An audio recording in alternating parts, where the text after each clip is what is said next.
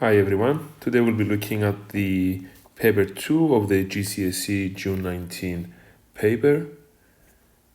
Question 1, we have to solve 14n is greater than 11n plus 16. So we'll start by collecting the n's on the left hand side, and we get that 3n is greater than 6, so n is greater than 2. In B, we need to show the set of values for which minus 2 less than x plus 3 less than or equal to 4. I will start by deducting 3 from all sides. So minus 2 minus 3 is less than x is less than or equal to 4 minus 3. So minus 5 less than x less than or equal to 1. Now we've got a strict inequality at -5, so it's an open circle. And we've got a relaxed inequality less than or equal to 1. So that's going to be a full circle here. And we have to join these two with a straight line. So all sets of values between -5 and 1 with -5 not being included and 1 being included. In 2, we need to draw the graph of y is 2x minus 3 for values of x between -2 to 4.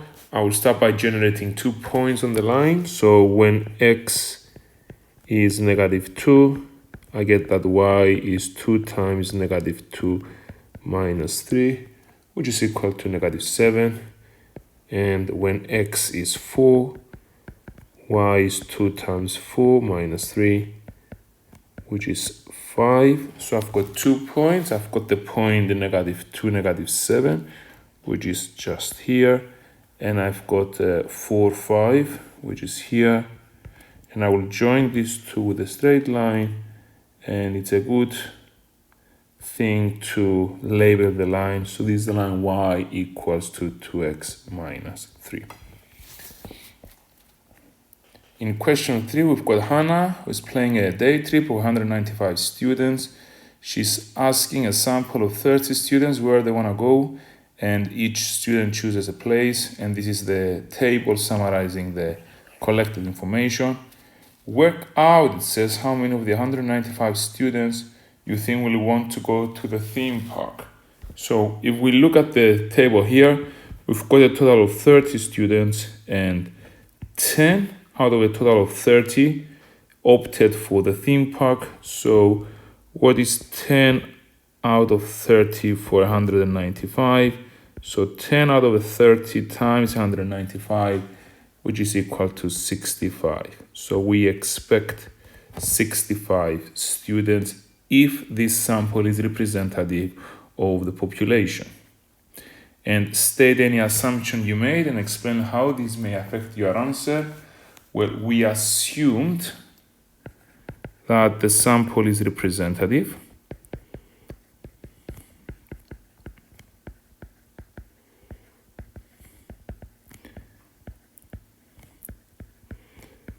So we are assuming that the sample is representative of all students.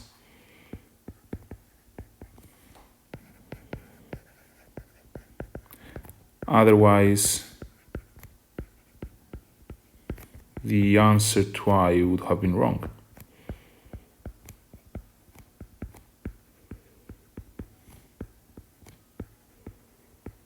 Because if it's not representative, then the proportion of students that chose the theme park in the sample will not be matching the proportion in the full population. In 4, it's a container. It's in the shape of a cuboid. The container is 2/3 full of water, and we've got a cup that holds 275 ml of water. What is the greatest number of cups that can be completely filled with water from the container? I will start by calculating the volume of water. So the volume here is 30 times 6 times 19. Remember, for a cuboid, it's the 3 dimensions multiplied together, times 2/3, because it's only 2/3 full of water. And this gives me an answer of 2,280 cubic centimeters.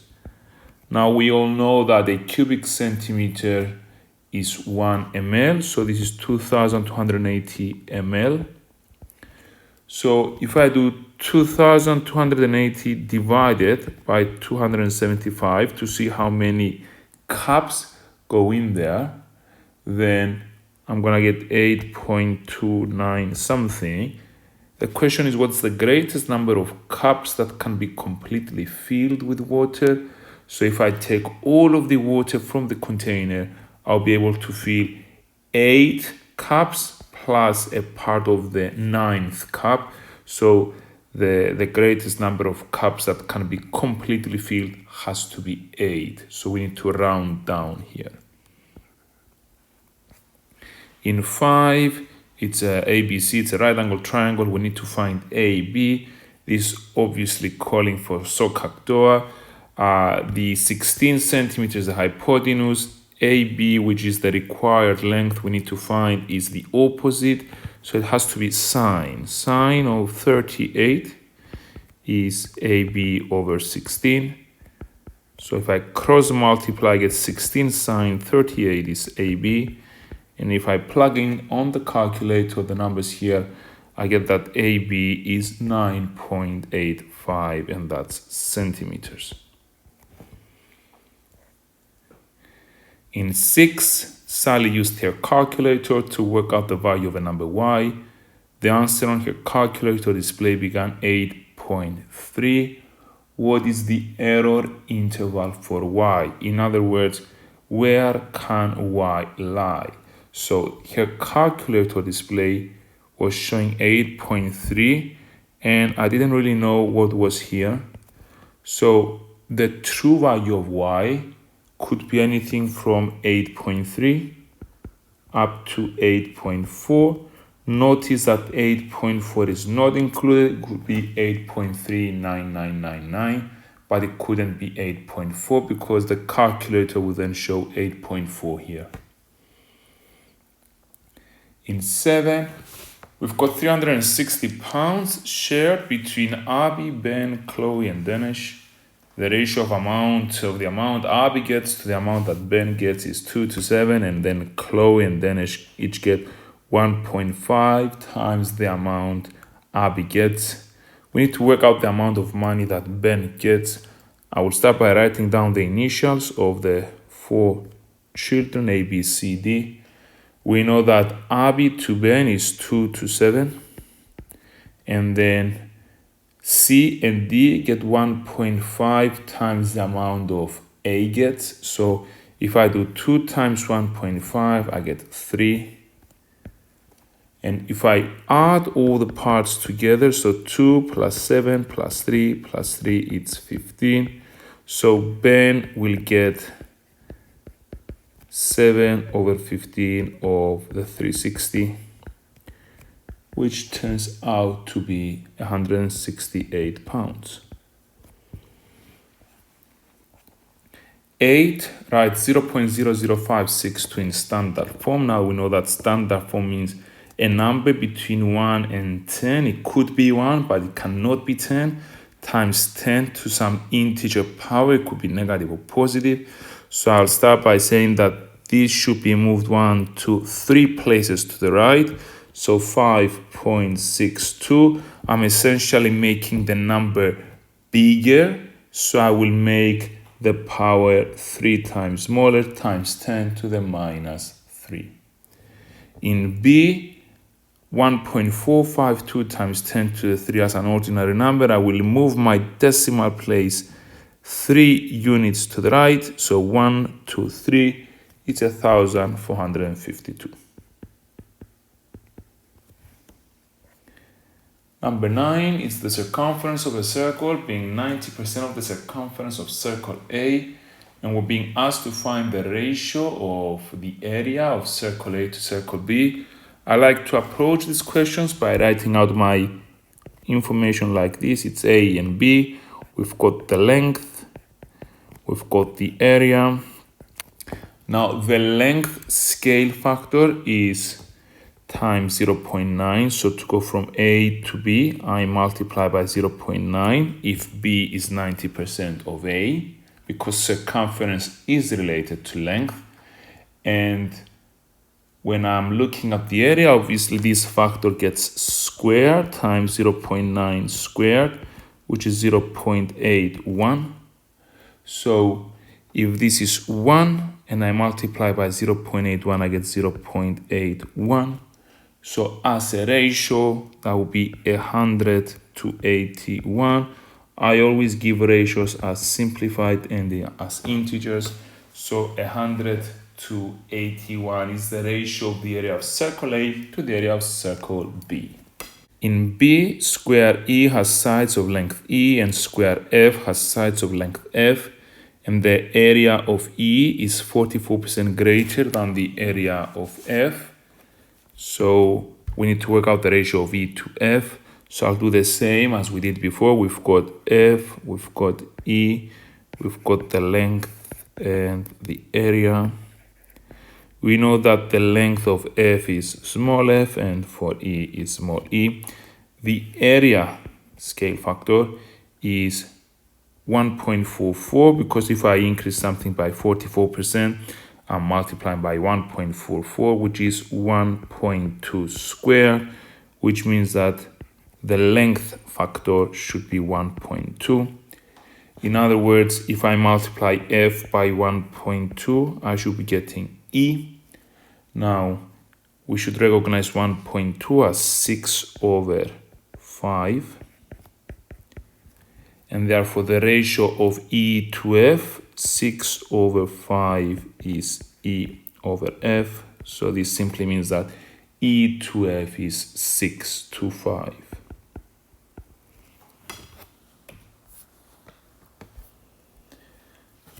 We've got Mary traveling to work by train every day.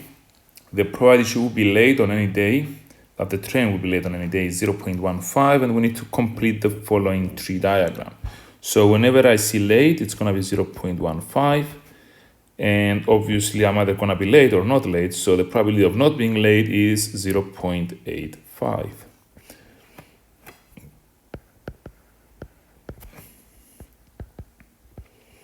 Work out the probability that her train will be late on at least one of these 2 days. So late on at least one, well, it means could be late on both times. Late on Thursday, but not on Friday. Late on Friday, but not on Thursday. So it's pretty much everything but not being late on both days. So it's easier to just do everything 1 minus 0.85 times 0.85. Remember that I multiply the probabilities of the branches through which I travel, which is giving me an answer of 0.2775.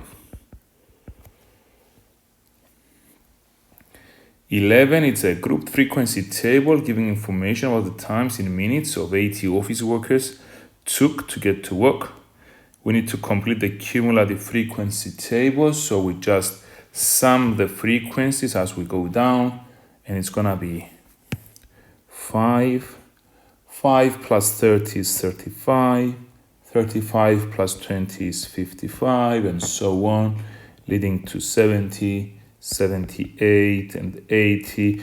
Remember that the last entry should be matching the total of the original table.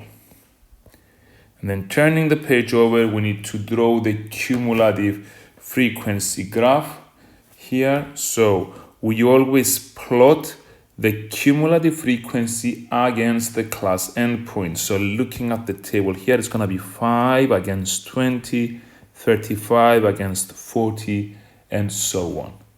So 5 against 20, 35 against 40, 35, yes, against 40, 55 against 60, 70 against 80, then it's gonna be 78 against 100, and 80 against 120.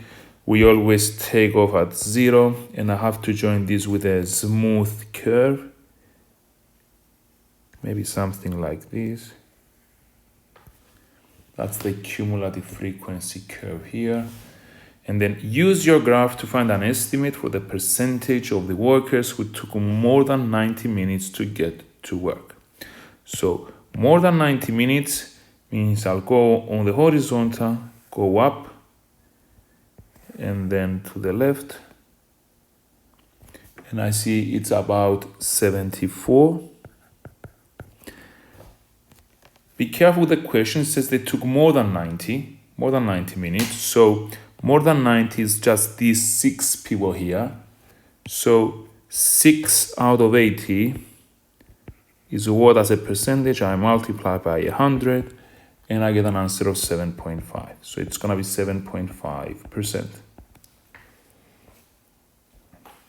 In 12, we start with the sector of a circle, radius 7 centimeters, and we're told that the area of the sector is 40 square centimeters. We need to calculate the perimeter. So I will start by labeling the angle here at the center of the circle as theta.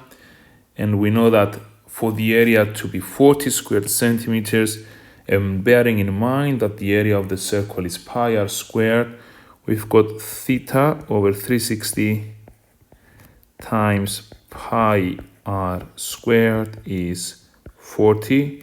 In other words, theta over 360 is the part of the circle that this sector occupies. So we get 49 pi theta over 360 is 40. And we solve for theta. I start by cross multiplying by 360 and then dividing by 49 pi to give an answer, which I will store on the calculator. There's not really the need here to find theta, so I could store it on the calculator, because then I go for the perimeter of the sector.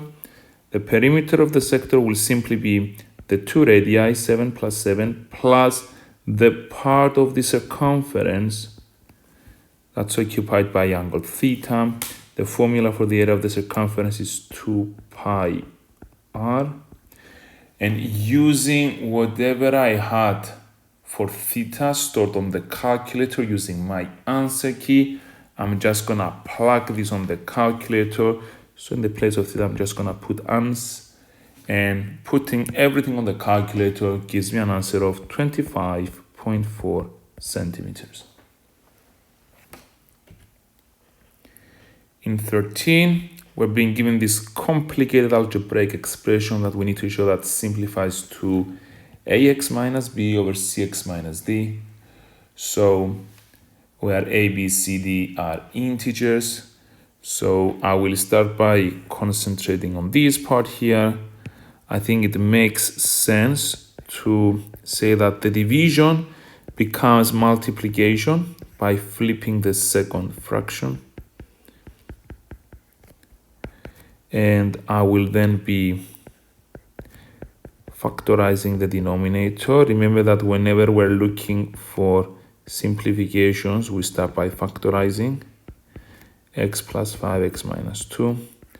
Luckily enough, the x plus 5 goes away. And then I want to express everything over the same denominator, which obviously has to be x minus 2. So it's going to be 6 brackets x minus 2 plus x minus 1. Notice that it is not advisable to do too many things in one go. Each single step is a small step towards the right answer. So this is going to be 6x minus 12. It's time to expand, in other words. I take it easy here, and I just finish off by saying this is 7x minus 13 over x minus 1. If I just compare, sorry, x minus 2, that should be x minus 2. If I just compare with the form of the answer I had to arrive to, I think that I'm in total agreement that A, B, C, and D are all integers. In question 14, we've got a car moving from rest, and we've got this information, the speed time graph, speed in meters per second and time in seconds. And question part A says calculate an estimate of the gradient at t is 15. So what we need to do here is draw the tangent, which is a line that just touches upon the point at t is 15. So it should be something like this. This is the tangent. Now we need to calculate an estimate of the gradient. So I'm just going to take 2 points. Obviously, this one is a good candidate. It's 0, 7.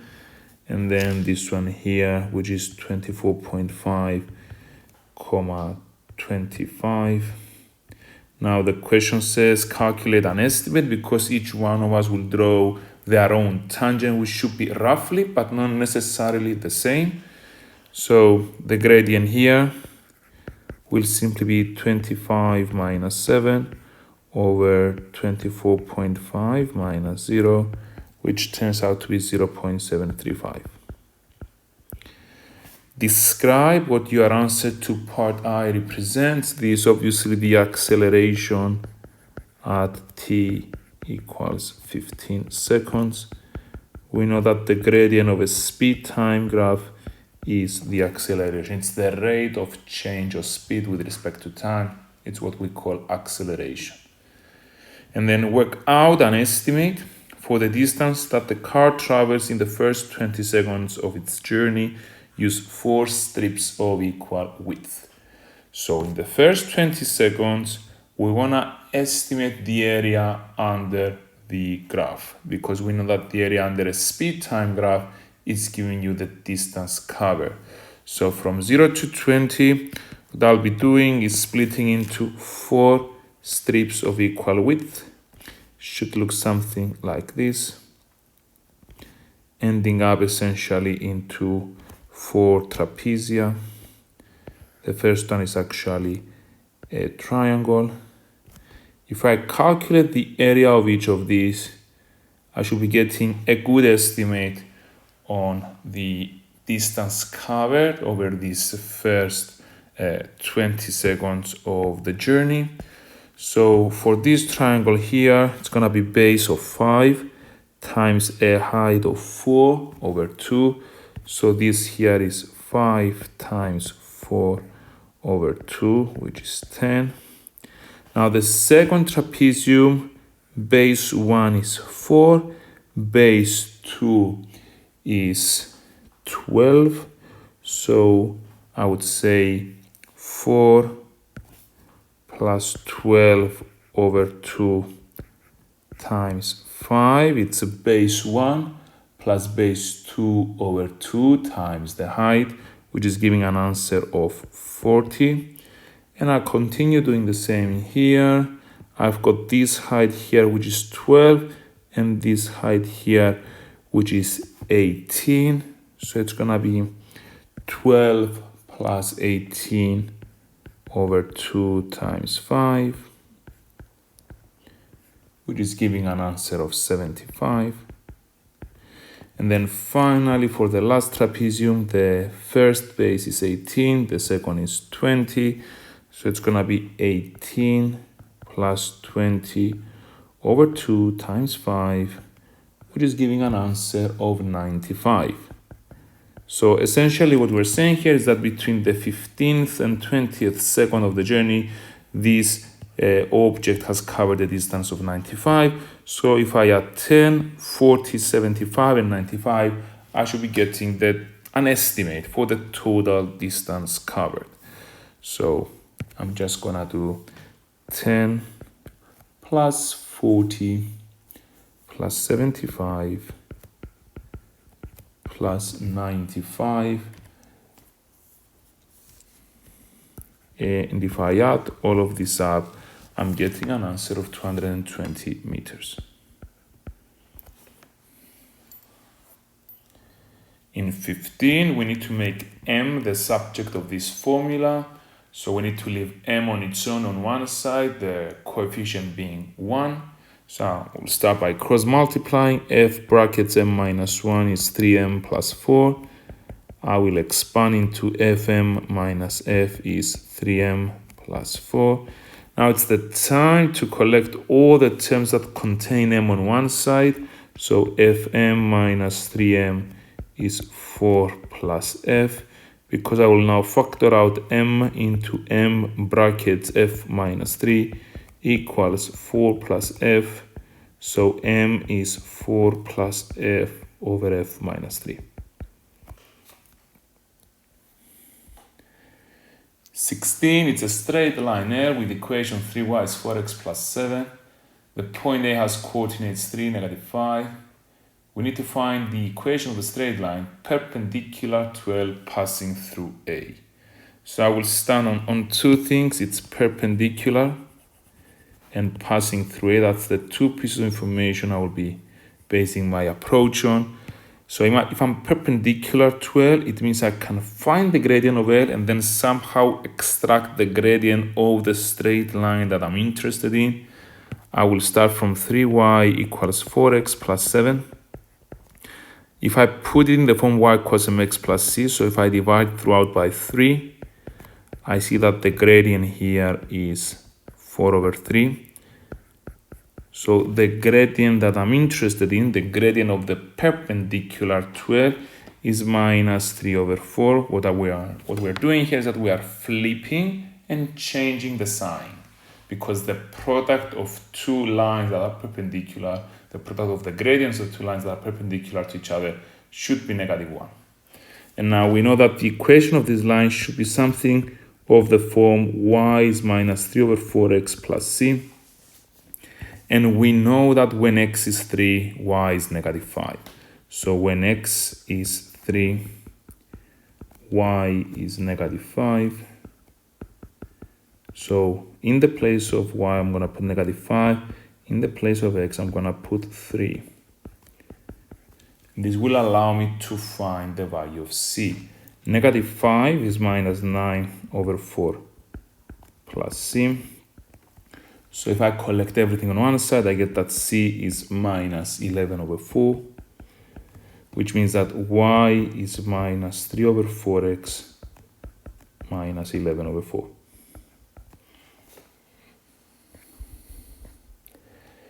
'17, we've got some small cubes and some large cubes in the back.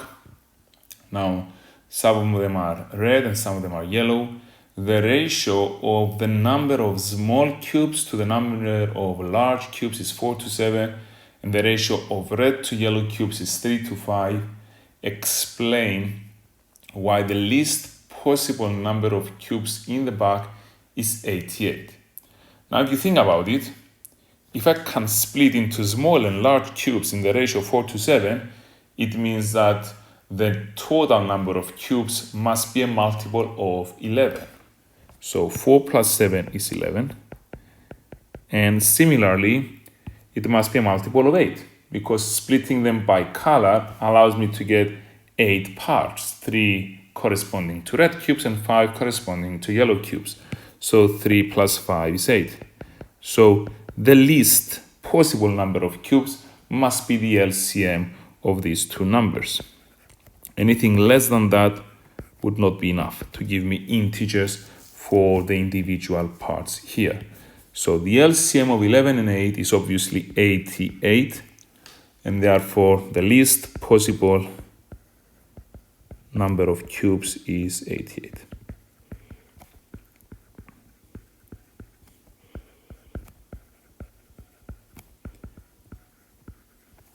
And then all the small cubes are yellow.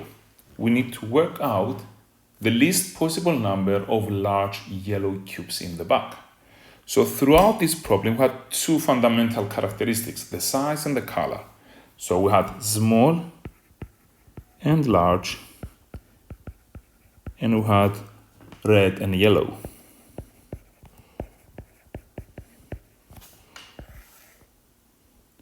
And this was kind of the situation we were facing.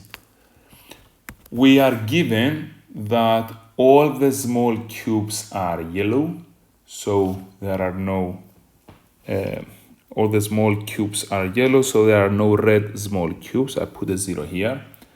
I will also put the ratios. So it was 4:7, small to large, and 3:5, red to yellow. And we have already established that the least possible number of cubes is 88. So I'm going to work on that in order to find the least possible number of large yellow cubes, the number here.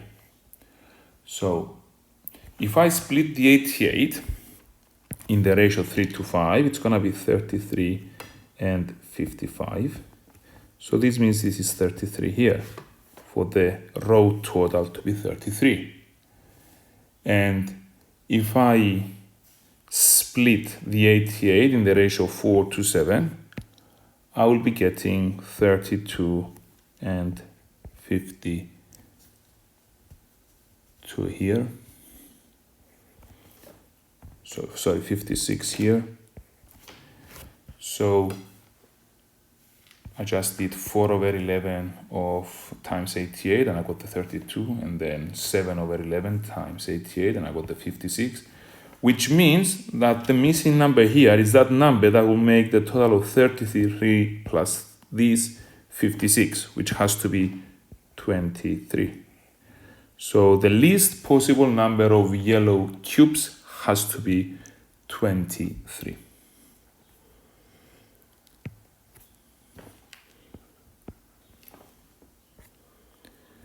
In 18, we've got ABCD lying on a circle.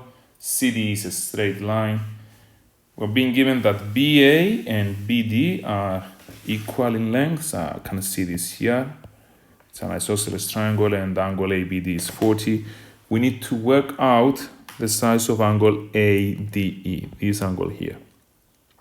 Now we'll start by just concentrating on this isosceles triangle. I can easily find this one here. I just have to be careful because I've been asked to give reasons to justify each number that appears. So I will start by saying that BDA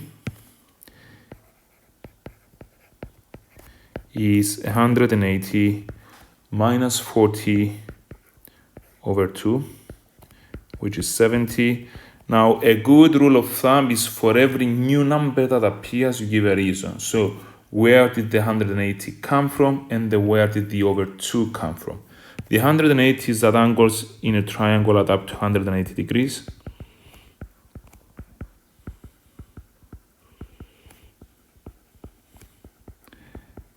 And the over 2 is that angles at the base of an isosceles triangle are equal.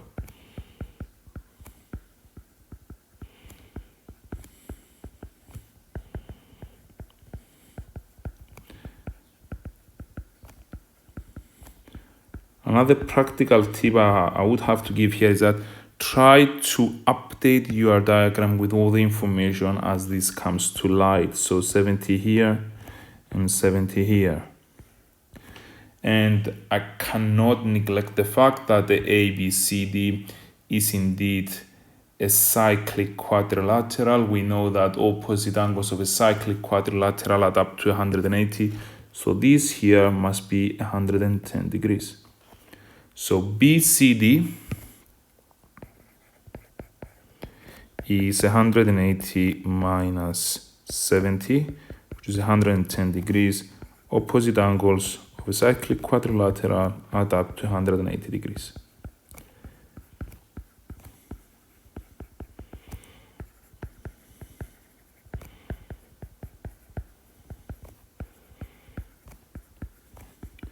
Now returning to my diagram, remember I'm trying to find the angle here. Now BCD is yet another isosceles triangle, so I could find the angle here, angle CDB.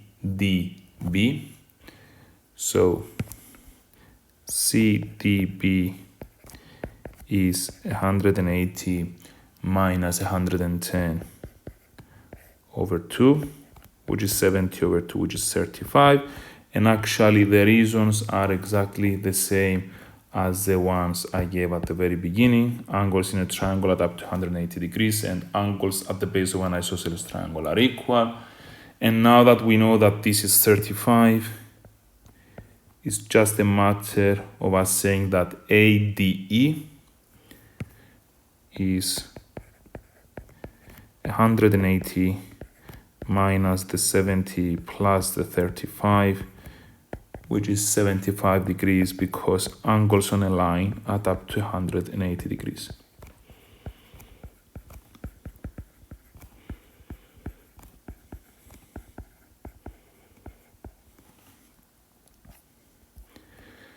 (19) It's a triangular prism the base ABCD is a square of side length 15.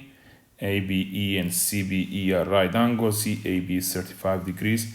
And M is the point on DA such that DM to MA is 2 to 3. So it means that DM should be somewhere here. This part is 2. And this part is 3. I need to calculate the size of the angle between EM and the base of the prism. So it's this triangle here. So I need to see the right angle triangle first of all, and then I need to figure out exactly what to do. I think what makes sense is to start by finding the size, the length of EB. So if I just concentrate on this triangle here, which is a right angle triangle, there you go, you can see it over here. So this one here, I'm just gonna say that tan of 35 equals to EB over 15. So 15 tan 35 is EB. I'm not really interested in the numerical value of this. I'm just gonna keep it like this. And then I now concentrate on finding this length here. We know that all of this is 15, so MA is 3/5 of 15. So MA is 3/5 times 15, which is 9 centimeters. So I could actually see this triangle here now. So let me just fix this for a moment.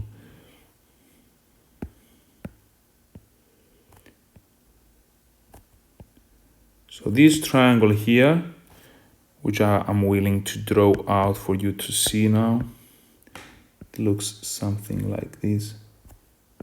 So this is M, this is B, this is A, this is a right angle, this is the right angle here. This is 15, and we found this to be 9. So if I want to find MB, I'm just going to use Pythagoras and say that MB is 9 squared plus 15 squared square root, which my calculator gives us 3 root 34. Again, I'm not going to turn this into a decimal or whatever. I'm just not going to worry about all of that. Just keep the number there, 3 root 34, which means I have this side here, I've got this side here, and the angle I was trying to find all this time, the angle between EM and the base of the prism, is simply this one here, which I will call theta. So I could actually draw for you this final triangle here, just to see what's happening.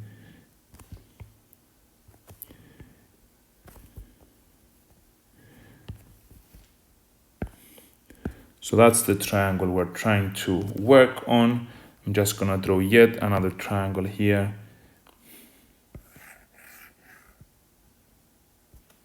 So this is MBE. We have established that MB is 3 root 34. This is the angle we're trying to find, and EB, this here, we found it to be 15 tan 35. So this is 15 tan 35. And this is a right angle. So tan theta is 15 tan 35 over 3 root 34. If I do shift tan of that, I get 31.0 because I've been asked to give my answer correct to 1 decimal place. Not an easy question, this one. Certainly a challenging question. always try to extract the right angle triangle and then just see what you know about that right angle triangle and what else you could find in order to proceed in finding the missing angle or the missing side. Finally, 20, we're being given a quadrilateral. This is a vector question. So CD is A. So this is vector A. DE is B. So this one here. This is B. And FC, going from F to C, this one here is A minus B. Now directions are very important here. We need to express FE in terms of A and or B. So to go from F to E, I can go from F to C, then from C to D, and then from D to E, and all of these are known. FC is A minus B, CD is A, and DE is B. The A's simplify out, sorry, the B's simplify out, and I'm left with 2A. I'm not at all surprised that I got a multiple of A because CD and FE appear to be parallel. We didn't know that. It's just a quadrilateral. If we were told that it's a trapezium, I would immediately know that it's a multiple of A. Anyway, M is the midpoint of DE, which simply means that this is 1 to 1. X is a point on FM such that Fx to XM is n to 1. CXE is a straight line, so I could draw this here. CXE is a straight line, and we need to work out the value of n. So quite a bit of work involved here. I will start by saying that to go from F to X, I will use this idea here that Fx to Xm is n to 1, which means that if this is n, this is 1. So all of this is n plus 1. I'm just gonna go n over n plus 1 of Fm.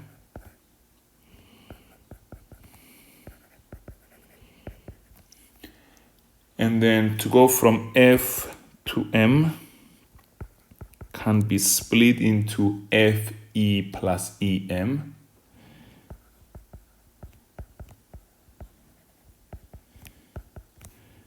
Now going from F to E, we just found this to be 2A. And going from E to M, it's half the distance in the opposite direction of B, so it has to be minus a half B.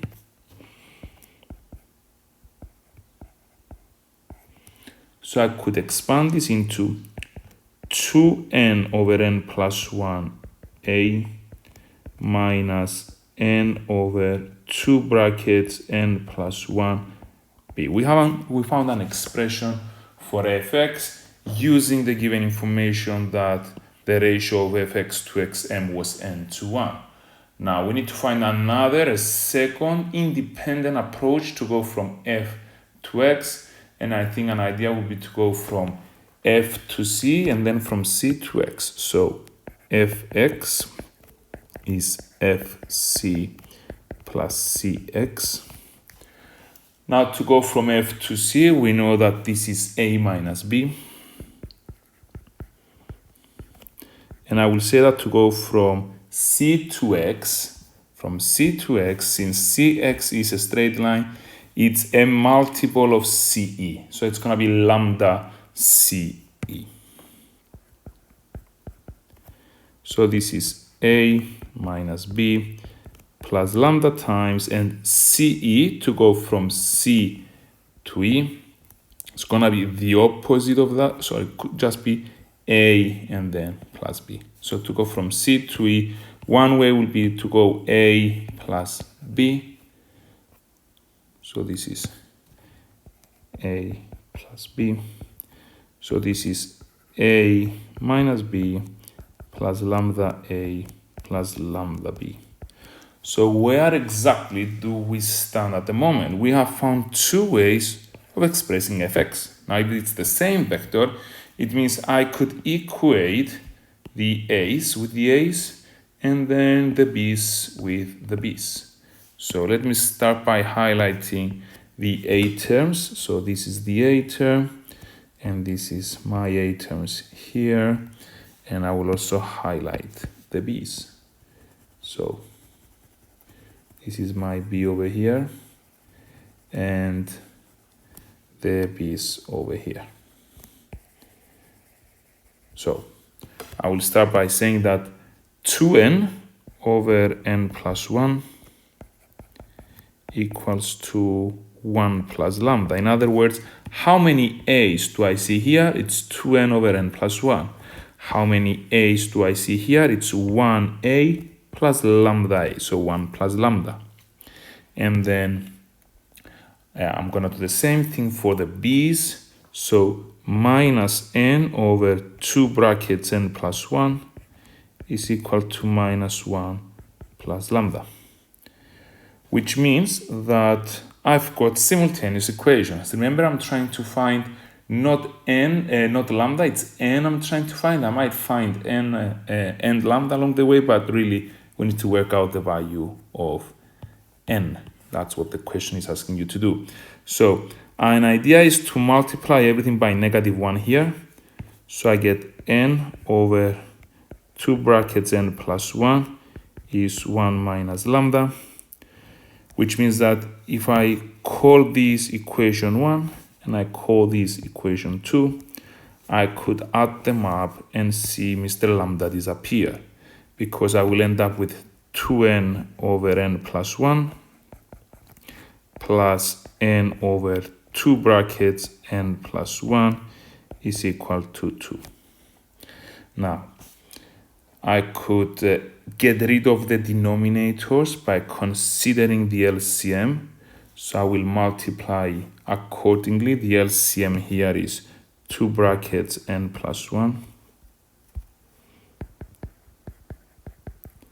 So this needs to be multiplied by 2, this by 1, and this by 2 brackets n plus 1, leading to 4n plus n is 2 times n plus 1. So 5n, well, 2 times 2 is 4, so it's 4n plus 4, which leads to n being 4. So that's the value of n. N is 4, and this was certainly a challenging question. You need to remember that with this kind of vector questions, you try to express the given vector in 2 different ways, and then you equate the a's and the b's or the c's and the d's depending on the question, in order to usually arrive at a pair of simultaneous equations that you can solve by substitution or elimination to get your unknowns. Thank you very much.